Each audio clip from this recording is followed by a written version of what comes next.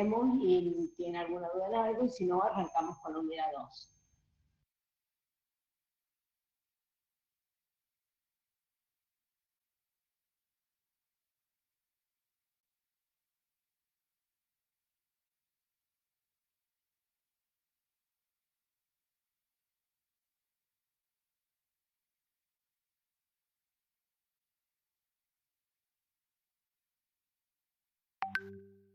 Bueno, entonces, si no hay, a ver, uno sobre el cálculo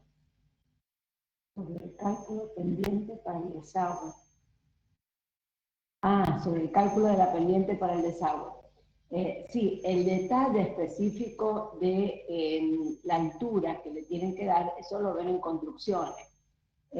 La pendiente es la necesaria para el escurrimiento de las aguas. Entonces, una pendiente de, por ejemplo, en una longitud de 4 metros, con darle 10 centímetros de pendiente, o sea, si arrancamos en 5, terminando en 15, sería suficiente.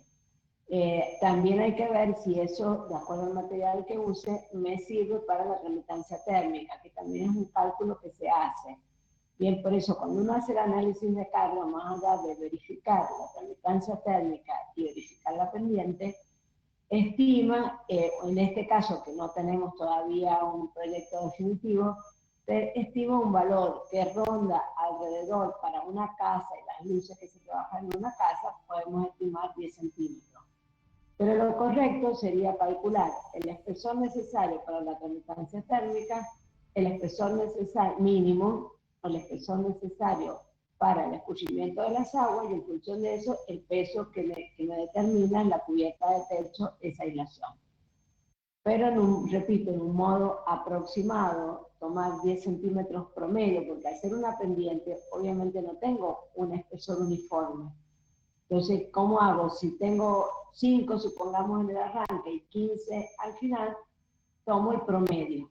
Entonces digo, bueno, considero un espesor uniforme de 10 centímetros. Por supuesto, es una aproximación. No sé si con eso, Armando, contesto tu pregunta.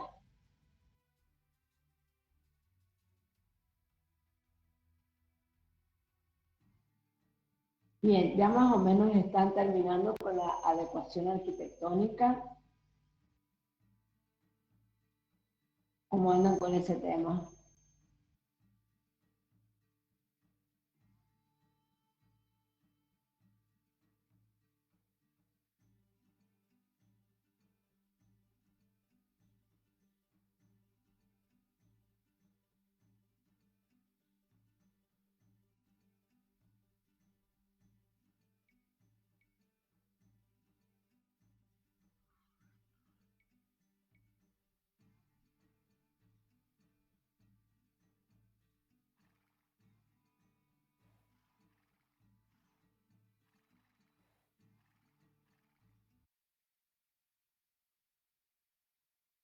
Adecuación arquitectónica es el término que nosotros le pusimos a las planillas, que sería en las planillas que ustedes están trabajando para dibujar las plantas de arquitectura, plantas generales, plantas cortes, fachadas, dentro de dentro de los términos gráficos adecuados a un plano técnico, porque muchos de los planos de los que nos habían presentado los proyectos carecía de un lenguaje técnico preciso. Entonces, por eso le llamamos adecuación arquitectónica. Digamos, es el término con que le hemos puesto a las planillas. No sé si por ahí va la pregunta o a qué te refieres con la pregunta.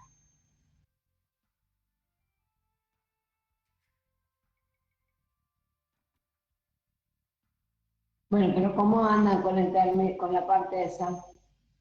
O sea, ya está quedando como para que arranquen con la estructura, porque cada una de las unidades va sumando un trabajo a ese trabajo práctico 1.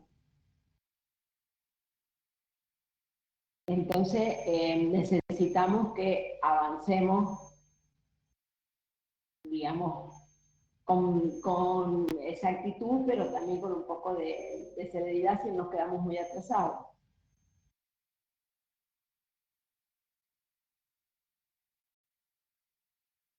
Y el tema de poner los muebles es relativo, por ahí un mínimo amolamiento de poner una cama, una mesa.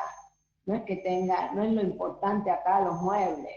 O sea, convengamos, acá la parte arquitectónica la necesitamos únicamente para poder hacer el diseño estructural. Bien, en la medida que tengan bloques y le pongan un bloquecito de silla o mesa, no creo que signifique más ni menos trabajo, pero técnicamente no sería necesario. Componerle a lo mejor el nombre del local sería suficiente. Más aún, planeamiento, por ejemplo, pide un plano sin muebles. Si uno quiere a su vez agregar otra planta con muebles, lo puede hacer, pero pide uno sin muebles para que se vean bien las cotas y demás. Bien, lo están terminando, así ya pueden empezar con lo que es el diseño estructural. Bueno, después cuando terminemos en todo caso la clase de hoy, o antes de terminar, si alguno tiene alguna duda y quiere hacer una consulta, la vamos planteando. De pronto una consulta de uno le puede servir, aunque no sea el mismo proyecto, pero son consultas en general globales, le puede servir a los demás.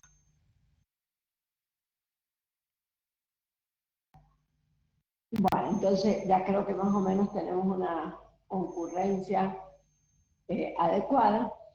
Vamos a comenzar con la unidad 2, que como dice la placa, es la unidad de vínculo. Me pareció interesante colocar al principio cuáles eran los objetivos de esta unidad. ¿Por qué? Porque creo que es importante que uno sepa para qué está estudiando un determinado concepto.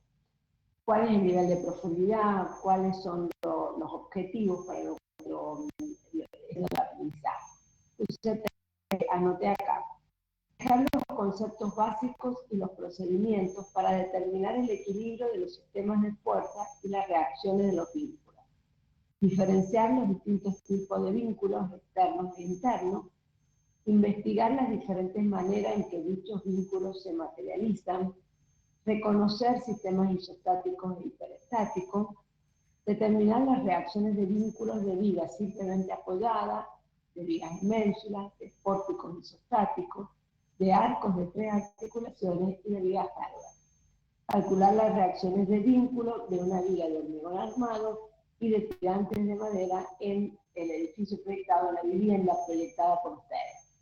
O sea, eso sería como la aplicación, una vez terminada de aprender esta unidad, que ustedes puedan calcular las reacciones de vínculos del proyecto de ustedes, por eso ya deberían tener en este momento, cuando terminemos esto, el diseño estructural más o menos encarado, para poder calcular las reacciones de vínculo de una viga de hormigón armado y de un tirante de madera o metálico de lo que hayan proyectado el techo liviano en la vivienda de ustedes.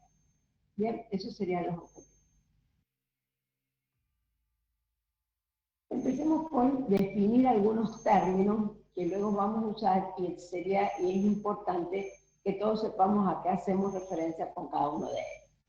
¿Qué se entiende por el equilibrio?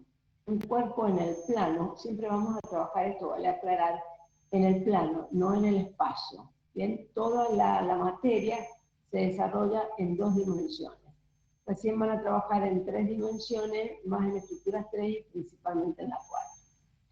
Entonces, un cuerpo en el plano posee 3 grados de libertad, 2 desplazamientos y una rotación. Cualquier otro desplazamiento se puede descomponer en 2 desplazamientos perpendiculares entre sí. Por eso hablamos que solamente se puede desplazar en 2 direcciones perpendiculares entre sí y en una rotación. ¿Qué se entiende por vínculo? Son aquellos elementos que impiden la libre trayectoria o libre movimiento de un cuerpo. Entonces ya sabemos qué es equilibrio y qué es vínculo. Estos vínculos pueden ser externos, cuando me permiten unir el elemento estructural con el suelo, y pueden ser internos, cuando unen elementos estructurales entre sí. Recordemos que habíamos dicho que un sistema estructural era un conjunto de elementos estructurales. Esos elementos estructurales hay que poderlos vincular entre sí. ¿Con qué se unen ellos? Así como en el cuerpo los huesos se unen con articulaciones, bueno, en el sistema estructural de una construcción se unen con vínculos internos. Y cuando a todo ese paquete, a todo ese sistema, lo quiero vincular al destino final, que es el suelo, los vínculos que utilizo se llaman externos.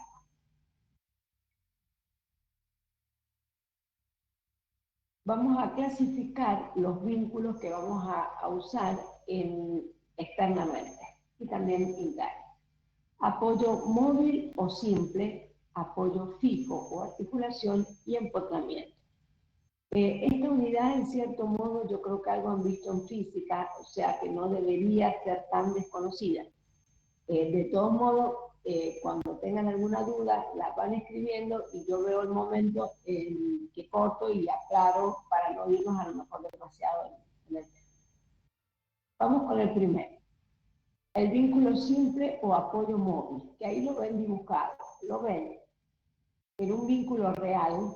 Esta imagen es del puente del Barón, un vínculo real, y cómo se grafica o se simboliza en un esquema estructural. ¿Bien? Restringe solo un grado de libertad, permitiendo un desplazamiento y la rotación. Si dijimos que habían 3 grados de libertad en el cuerpo, este me impide solamente 1. Por ende, me quedan libres 2. ¿Cuál es el que me impide? El perpendicular, o sea, lo que impide es el perpendicular al plano de apoyo. El perpendicular al plano de apoyo. O sea, este símbolo como de las rueditas, que ahí lo ven materializado también en la foto de un apoyo real, que me está permitiendo que lo que esté arriba de él se pueda desplazar en esta dirección, como marcan estas flechas. Y a su vez también pueda rotar alrededor de este punto. Lo que no puede hacer es subir o bajar porque está apoyado sobre una superficie fija. Bien, entonces, en la dirección que impide el movimiento, aparece lo que se llama reacción de vínculo. Por eso acá está dibujado RB, reacción vertical, porque es horizontal el plano de apoyo del apoyo móvil. Bien, entonces se restringe 1 grado de libertad, me queda 2 grados de libertad libre, y en la dirección que restringe el grado de libertad aparece la reacción de apoyo.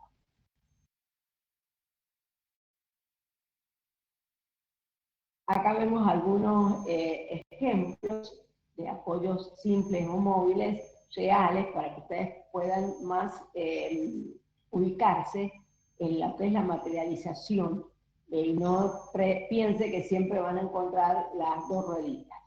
Acá vemos, este se ve como muy lejos, por eso acá está como un zoom sacado de esta foto, de esta foto. Entonces acá vemos el espacio que hay entre los 2 bloques y el movimiento que se permite sobre esta superficie en estas hendiduras que tiene acá el vínculo, me está permitiendo que se desplace este puente, impidiendo obviamente la caída porque tiene una superficie de apoyo. Bien, entonces siempre tengo que permitir ese deslizamiento.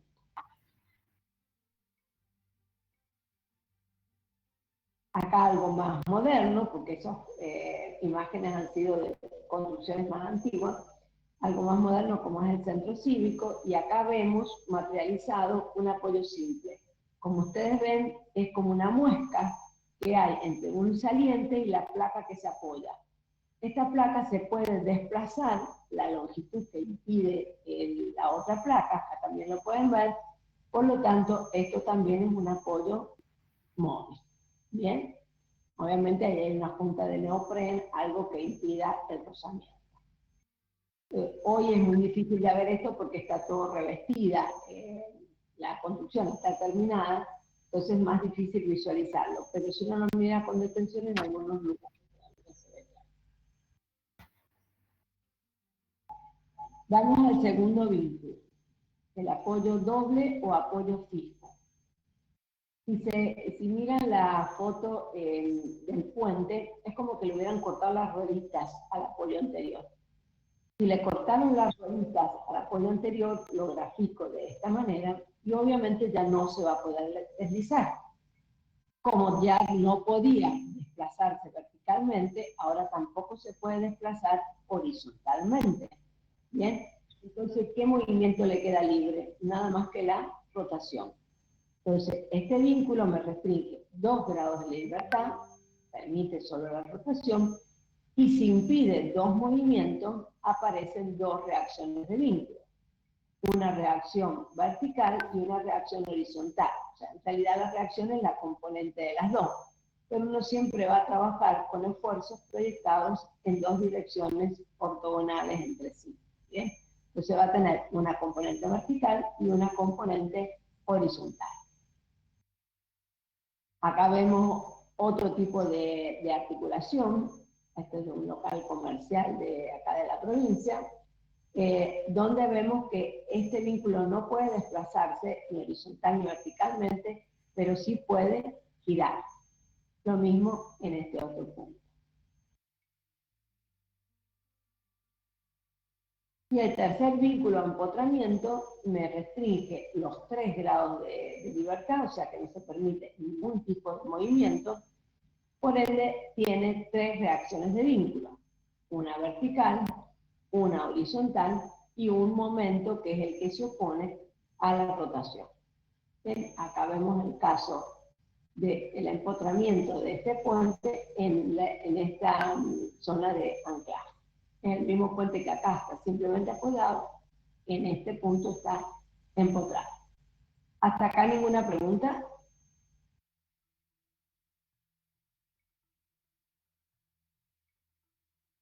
Bien. Si se entienden entonces los 3 tipos de vínculos, vamos a ver algunas imperfecciones en los vínculos. No son, por supuesto, como toda construcción hecha por el hombre, no son perfectos, solo impiden imperfectamente los movimientos que están destinados a impedir, presentando movimientos indebidos a causa de la deformación elástica o anelástica del material que lo constituye. Así, un apoyo simple puede presentar un asiento en la dirección normal al desplazamiento, una articulación puede sufrir algún desplazamiento vertical y horizontal, y un empotramiento también puede sufrir algún tipo de desplazamiento o de giro angular. O sea, ¿a qué viene esta placa? Que siempre, porque aparecen después lo que vamos a aprender y vamos a definir que son los coeficientes de seguridad.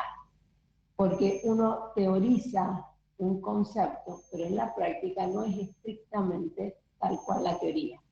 Entonces, como siempre van a haber imperfecciones propias de los materiales de la mano del hombre, vamos a tener que tener esas consideraciones en el momento del cálculo. Entendidos los vínculos, ahora vamos a clasificar los sistemas. Hemos dicho que los vínculos me sirven para unir los elementos entre sí de un sistema o para unir el sistema al suelo. Los sistemas pueden ser el sistema, el conjunto de elementos con sus vínculos puede ser isostático, hiperestático o hipostático. ¿Qué significa cada uno de estos y por qué es importante su clasificación? El sistema isostático, cuando el número de vínculos es igual al número de grados de libertad. O sea que la cantidad de enlaces es estrictamente los necesarios. Y es un sistema estáticamente determinado. ¿Qué quiere decir? Que como vamos a ver en las placas siguientes, con las ecuaciones de equilibrio suficientes para calcular las incógnitas que tenemos. Un sistema hiperestático es cuando las condiciones de vínculo son más que los grados de libertad. O sea que tengo de más enlaces que los necesarios para restringir los 3 grados de libertad de una placa en el plano. Entonces es estáticamente indeterminado. ¿Qué significa? Que las ecuaciones de equilibrio no son suficientes para calcular las incógnitas y tengo que recurrir a analizar la deformación de este sistema estructural para poder determinar el cálculo. Y el sistema hipostático es cuando el número de vínculos es menor que el grado de libertad. Por lo tanto, este sistema es inestable y no se debe construir. O sea, si se hiciese esto, obviamente sería ineficaz. Bien, o sea, este es como tachado. Estos dos son los que se usan. Nosotros en esta materia vamos a trabajar, salvo en algún caso muy puntual, todo con sistemas isostáticos, porque son los más sencillos y los primeros de abordar cuando uno empieza en el cálculo de estructura. Los sistemas hiperestáticos los van a ver ya en estructuras 3 principalmente, que es cuando ven edificios. Bien, pero algunos elementos hiperestáticos vamos a ver como para que vean cómo se trabaja. En la realidad, la mayoría de los sistemas que se utilizan en la práctica son hiperestáticos. Bien, y más aún sísmica, dado que en la zona sísmica necesitamos de la deformación para absorber la energía sísmica, o sea, transformar la energía sísmica en energía de deformación. Y estos sistemas hiperestáticos me permiten mayores deformaciones que los sistemas isostáticos. Bien, esas serían las diferencias entre uno y otro. Por el momento vamos a trabajar con los isostáticos, con los primeros. Bien, ahora vamos a ver cómo logramos que un sistema sea isostático, porque hemos dicho que necesito tantos vínculos como grados de libertad, y sé que tengo 3 grados de libertad en el plano. Bueno, ¿cómo hago para con esos 3 grados de libertad transformar un sistema en isostático? Es decir, restringirle, eliminarle todas las posibilidades de movimiento. Entonces podríamos decir, puedo colocarle 3 apoyos móviles, porque cada apoyo móvil restringe un grado de libertad. Si cada uno me restringe un grado de libertad, con 3 apoyos móviles tengo restringidos los 3 grados de libertad. Puedo colocarle un apoyo móvil y un apoyo fijo. Uno móvil y uno fijo. Uno me restringe 2, el otro me restringe 1. Tengo restringido los 3 grados de libertad. O puedo colocarle un empotramiento. Bien, entonces acá tenemos 3 formas de conseguir, de lograr un sistema isostático. Porque en cada uno de ellos es restringido los grados de libertad estrictamente necesarios. Ni uno más, ni uno menos. 3 en este, 3 en este, 3 en este. En cambio, en el que sigue, que vemos los sistemas hiperestáticos, vemos una viga donde le he colocado un empotramiento y un apoyo móvil. O sea que acá le he restringido 4 grados de libertad. Y si no, una viga donde he colocado 2 empotramientos que le he restringido, por lo tanto, 6 grados de libertad. Entonces, estos son los sistemas hiperestáticos perfectamente construibles, como les repito, son los que en realidad se hacen en la práctica, pero tienen más restricciones de vínculos que grados de libertad. Y a modo nada más que de ejemplo, los hipostáticos, donde vemos que tenemos, por ejemplo, acá 2 móviles. Esta viga evidentemente puede deslizarse, puede moverse así. O tengo uno fijo, esta que le puede pasar puede flotar, puede girar. Entonces no son estables, no les he restringido todo lo que da libertad. Por ende sería incorrecta la materialización de esta manera de un sistema. Y si bien con 3 apoyos móviles puedo conseguir un sistema en equilibrio isostático, hay que ver algunas condiciones que deben cumplirse. O sea, no de cualquier manera, colocando 3 apoyos móviles, lo voy a conseguir. Y veamos por qué. Yo, por ejemplo, coloco 3 apoyos móviles, de modo que las rectas de acción de sus reacciones, que son perpendiculares a los planos de apoyo, las rectas de acción concurran en un punto, ¿qué pasa con esta placa? Si la vemos, tiene la posibilidad de girar. O sea, si yo la toco, va a poder girar alrededor de ese punto que se ha generado donde concurran las 3 fuerzas. ¿Se ve eso? Por acá me dicen que no. Bueno, a ver, para los que no lo ven, esto es un elemento estructural dibujado como una placa, digamos, a los fines de que sea totalmente genérico. Le coloco 3 apoyos móviles. A cada uno de ellos le dibujo la reacción. La reacción del apoyo móvil es normal al plano de apoyo. Y o casualidad, las 3 direcciones concurren en un punto. Entonces, ¿qué es lo que yo veo cuando concurren en un punto? Que esta placa no queda quieta, puede girar alrededor de ese punto. Miren la diferencia, si dos siempre van a concurrir a un punto, dos rectas siempre se cortan en un punto, así sean paralelas porque se cortan en el punto impropio del plano. Entonces, dos se cortan en un punto, pero la tercera no, esta placa queda totalmente en equilibrio. Hay una pregunta. ¿Existe alguna desventaja en los sistemas hiperestáticos al tener restringidos más grado de libertad? Entonces, no, al contrario, tienen ventajas estructurales, porque tienen más puntos de disipación de energía. O sea, por eso son los que generalmente se usan en la práctica, son hiperestáticos. Los isostáticos son más simples, pero como todas las cosas más simples, tienen más limitaciones a la hora del cálculo. Así que desventajas no tienen. Para ver esta materialización en una viga, para que no la veamos así en una placa que parece muy abstracto, supongamos que yo a una viga, que la dibujo a través de su eje longitudinal, le coloco tres apoyos móviles, uno al lado del otro. Por más que le he puesto tres apoyos y que aparentemente le hubiese restringido 3 grados de libertad, no, le he restringido 2. ¿Por qué? Porque las rectas de acción de estos tres apoyos son paralelas entre sí. Por lo tanto, se cortan en un punto. Si se cortan en un punto, me permite el desplazamiento en esta dirección de la viga. O sea, no he logrado eliminarle todas las posibilidades de movimiento.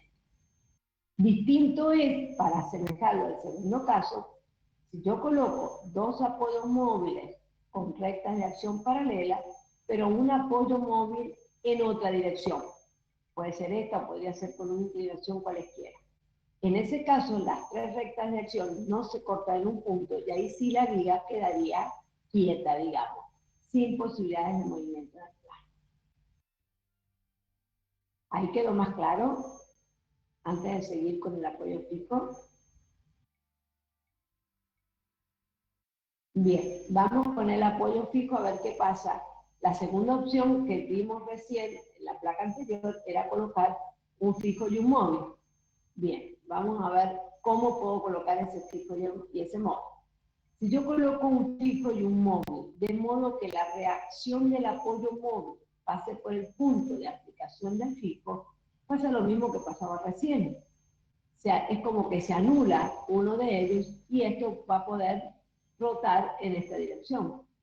En cambio, si yo coloco el apoyo móvil de modo que su reacción no pase por el punto de aplicación del fijo, entonces acá sí he logrado que esta placa esté en equilibrio. Visto en un ejemplo de una viga, puse acá el apoyo fijo, pongo el apoyo móvil de modo que su recta de acción pasa por el punto de articulación del fijo. ¿Qué pasa con esto? Es como una manivela, digamos, articulada acá y que de acá va a poder rotar perfectamente. En cambio, si yo coloco el fijo y el móvil de esta manera, de modo que la reacción del fijo no pase por el punto de articulación del móvil, ahí sí he logrado establecer el equilibrio. Profe, cuando decimos que hay tres rectas paralelas que confluyen en un punto y por... A ver si se me corta acá. ¿Y por qué en teoría se juntan en un punto infinito? Porque las rectas paralelas se cortan en el punto infinito del plano. Eso, por definición. Por definición de rectas paralelas. Se cortan en el punto impropio del plano o en el infinito.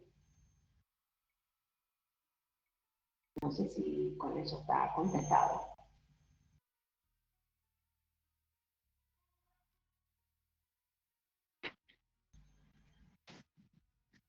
¿Sí? Bien, sí, es que me quedaba la duda si era la placa, sí. Me quedaba era bien por eso. Ay, no entiendo. Si era bien por eso. Si era porque se cortaban en el punto impropio del plano, sí. Las rectas paralelas se cortan en un punto que es el punto impropio del plano o en el infinito.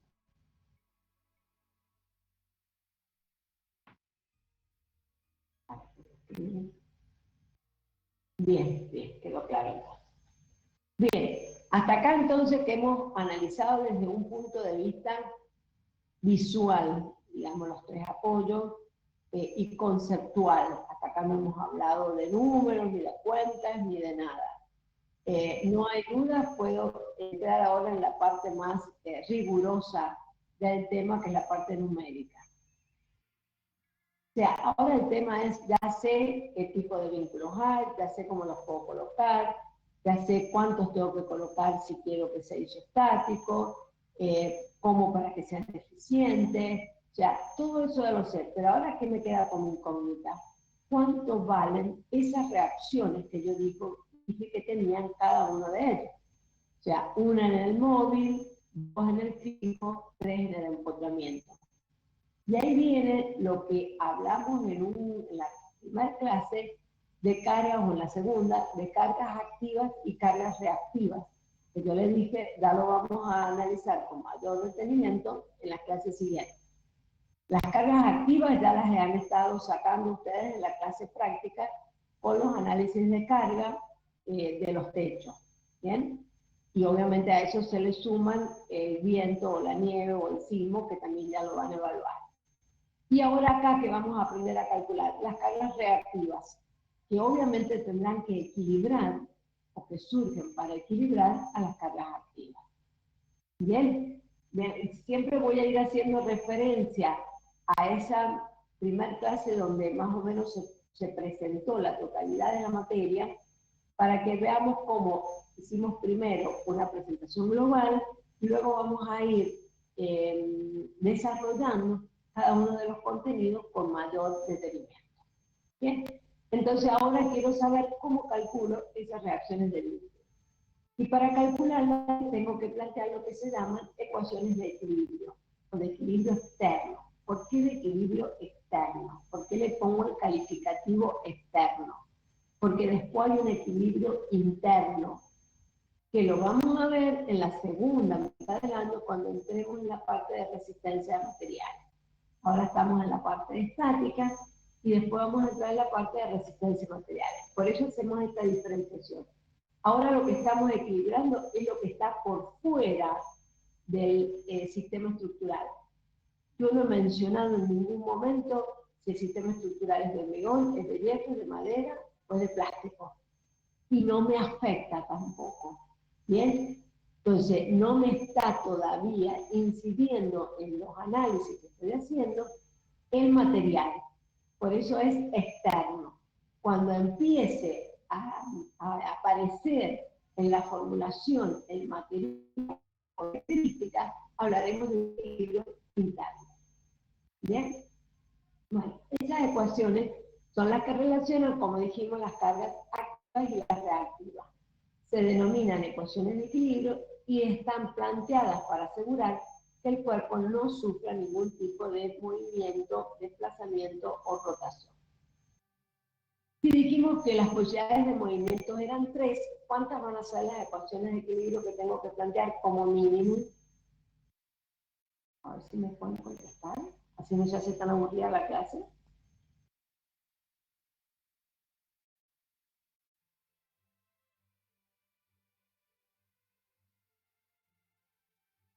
Para que no sea tan monótono. 3, muy bien. Entonces, dice que todo a partir de acá va a ser 3. Los movimientos en el plano son 3, los tipos de vínculos son 3, las restricciones de vínculos son 3, las ecuaciones de equilibrio son 3.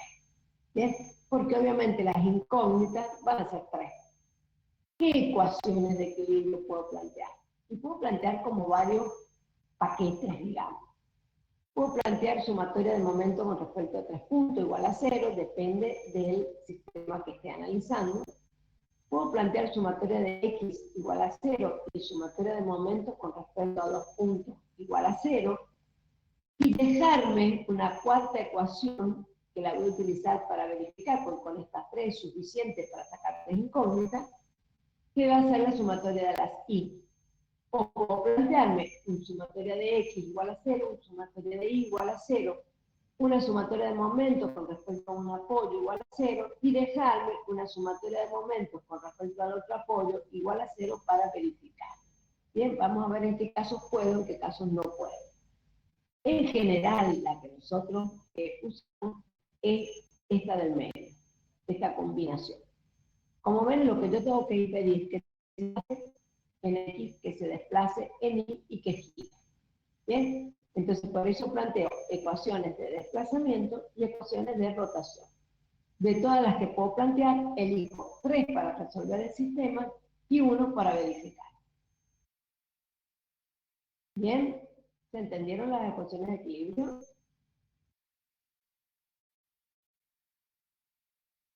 Y ahora vamos a ir a tratar de poner esto más en una bajada, en una situación real.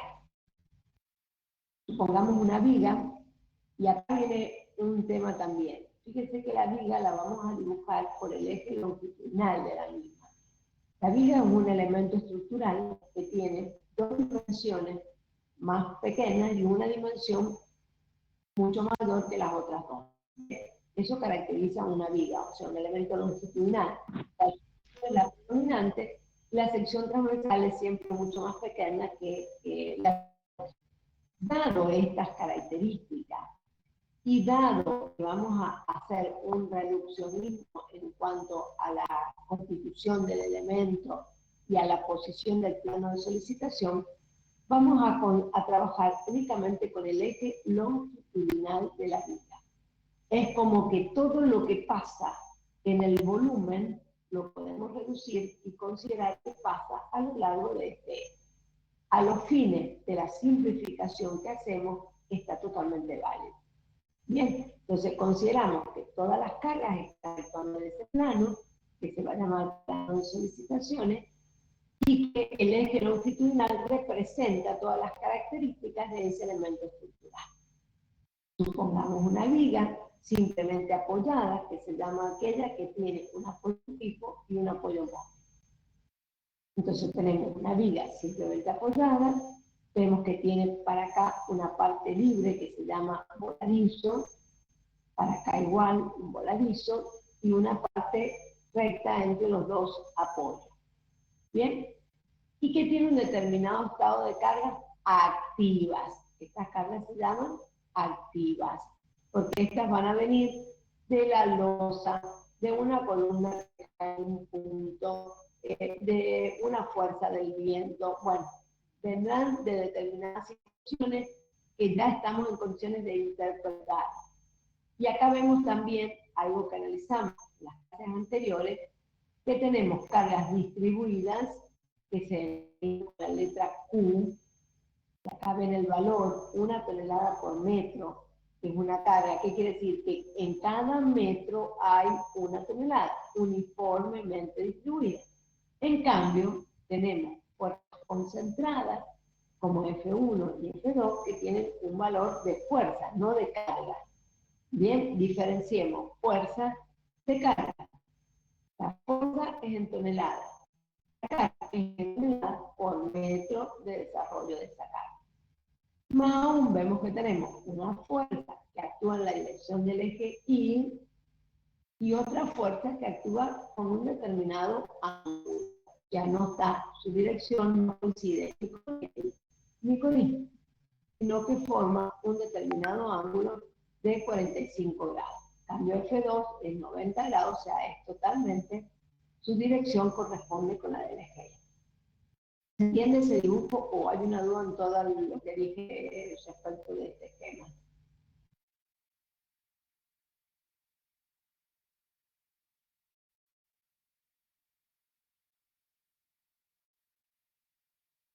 ¿Quieren hablar con así que por ahí es más rápido. Bien, si nadie tiene duda, entonces continúo. ¿Cuál es el primer paso para poder plantear esas ecuaciones de equilibrio y poder calcular las reacciones de vínculo que estamos tratando de calcular? Este esquema que está dibujado abajo, que se llama diagrama de cuerpo libre. Bien, ¿y en qué consiste este diagrama? consiste en reemplazar, con respecto a las cargas activas, que es F1, F2 y Q, reemplazarlas distribuidas por la resultante correspondiente a ella, ubicándola en el punto de aplicación de la resultante. Vamos a explicar. Y las concentradas, que tengan un determinado ángulo que no sea 90 grados, descomponerla en sus dos componentes, X e Y. O sea, no trabajo con esta fuerza inclinada, sino trabajo con F1Y y con F1X. Bien, entonces, ¿qué son las cargas activas? ¿Cómo me quedaron? F1Y, F1X en lugar de F1. F2 queda como está, y Q me queda ubicada en el baricentro de esta carga. Si tenemos 2 metros y 1 metro, 3 metros desde este extremo, o sea que la carga apuntará a 1,5 metros, porque el baricentro de un rectángulo está en el punto medio. Bien, entonces estará en el punto medio. Eso con respecto a las cargas activas. Con respecto a las cargas reactivas, que sería reemplazar los vínculos por las reacciones que ellos aplican a la estructura. Entonces veamos, en A tengo un apoyo fijo. Dijimos que reaccionas con dos direcciones. Una en la dirección perpendicular del plano de apoyo y otra en la dirección del plano de apoyo. Eso es lo que tenemos acá. RAI, RAE. Conocemos las direcciones, pero ¿conocemos los sentidos? Pregunto.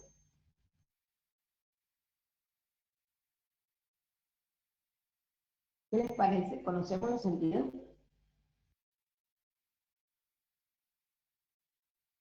No, ¿por qué no conocemos los sentidos?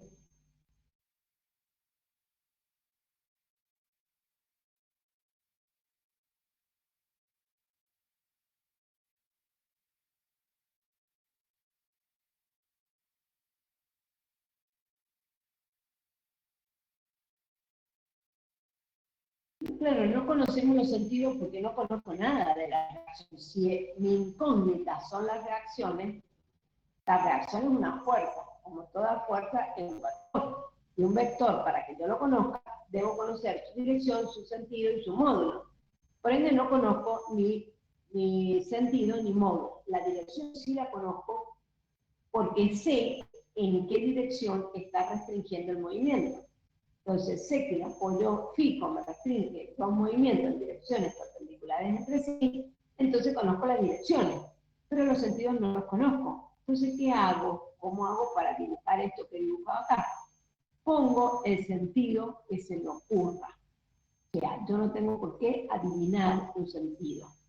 A veces un poco obvio, pero no importa. El sentido yo le puedo poner el que quiera en el momento que plantee las cargas acá reactivas.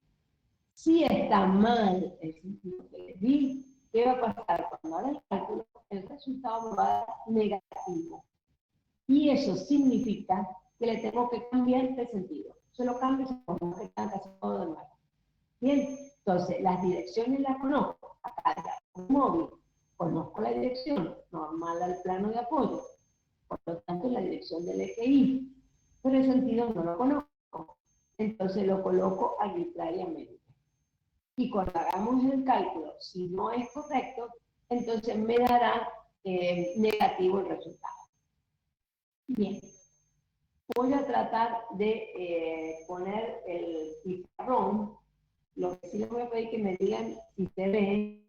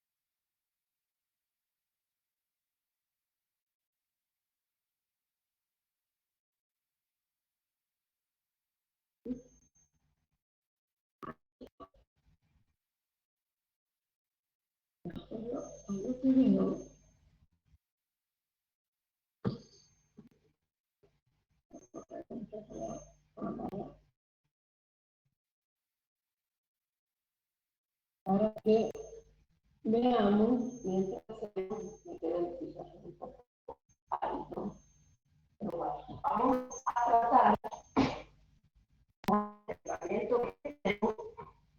de plantear esa ecuación de equilibrio. Trato de escribir, usted me dice si lo hago bien.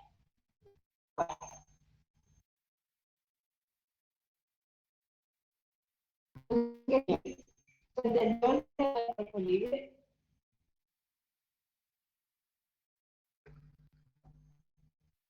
¿Se entendió el tema del cuerpo libre? Me pone acá que no se escucha.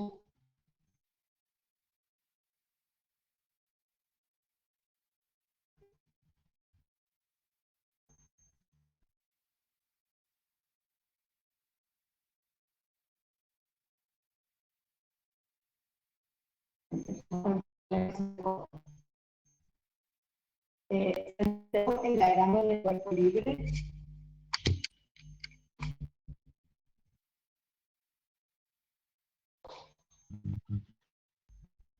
¿Sí?